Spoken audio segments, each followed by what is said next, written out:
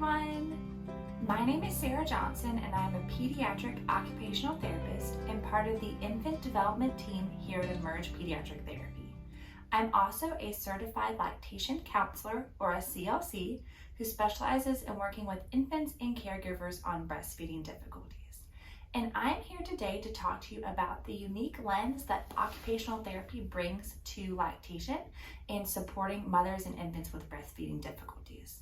So as an OT and a CLC, I have some unique things I look at in regards to breastfeeding for both the mother and the baby. And I'm just going to talk through some of those different things today. In regard to the infants, one of the primary things I look at is the oral muscle control and if there's any oral restrictions. And primarily what we're looking at with that is how does the infant do opening their mouth? Are they able to get the gape response, which is that really big mouth opening when they're pulled back a little bit from the breast? How do they do initially latching, and are they able to maintain that latch? And if not, kind of what is the reasoning for not being able to maintain that? Another thing I look for in regards to the infant is there symmetry overall on their body? Are they showing a preference for turning their head to one side? Is mother reporting that breastfeeding is more difficult on one side? Sometimes that can be a sign that there's a restriction in the neck or torticollis, so they're favoring that one side. And when they're on a position at the breast, is their body in line? Or is their trunk turned one way? Are they having a difficulty bringing their arms to midline to support their breastfeeding? And what does the overall picture of their body look like? The final thing I look for in regards to breastfeeding for the infant is the state of the infant.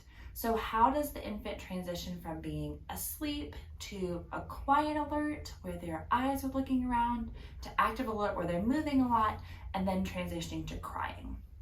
Are they going through these stages really quickly, or do they have some time in between? And what are their initial feeding cues? Is it something the caregiver is picking up on quickly, or are they maybe doing some more subtle feeding cues that we can work on picking up a little bit earlier? But the ability of an occupational therapist and a CLC is the ability to look at the entire infant and really see not only what's going on in the mouth, but what's going on in the entire body and that whole body care that might be impacting the breastfeeding. As an occupational therapist in CLC, I also have the unique ability to work with mothers on breastfeeding. And there's a lot of things we look at in regards to the mother's role in breastfeeding, or the co-occupation of breastfeeding, since the mother and the infant are participating together. The first thing to look like for mom is the body mechanics. So if we're looking at the optimal position for an infant, how is the mom's body looking? Is she having a hard time supporting the infant in that position? Is she getting very fatigued in that position? If it's, after a C-section and mom's still sore, is there a position that's more comfortable? So that's something I can kind of look at overall, the positioning for the mother and the baby, and kind of ways to make that a little bit easier and more comfortable. And also looking at reading the infant's feeding and stay cues. Are there really subtle cues that the infant's giving that the caregiver might not be picking up on as easily? Are there things that we can do to assist the infant in maintaining a quiet alert state? That might be a better starting state for a feed. We can look at things like doing more skin to skin prior. If the infant kind of goes from asleep to awake to crying really quickly, we can look at incorporating skin to skin into the routine and seeing if that can help the infant maintain a calm state for the beginning of the feed. And then also look at the bonding between the mother and the infant with breastfeeding.